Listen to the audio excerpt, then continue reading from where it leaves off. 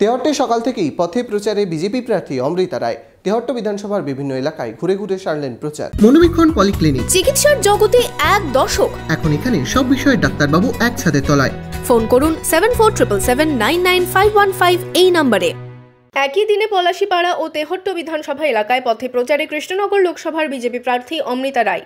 মঙ্গলবার সকাল থেকে বিজেপি নেতৃত্বকে সাথে নিয়ে জনসংযোগে অমৃতা রায় এদিন তেহট্ট বিধানসভার পাথরঘাটা 2 নম্বর অঞ্চলের পুটিমারি, তরণীপুর বাসস্ট্যান্ড ও ষোলোয়া এলাকায় সারলেন প্রচার।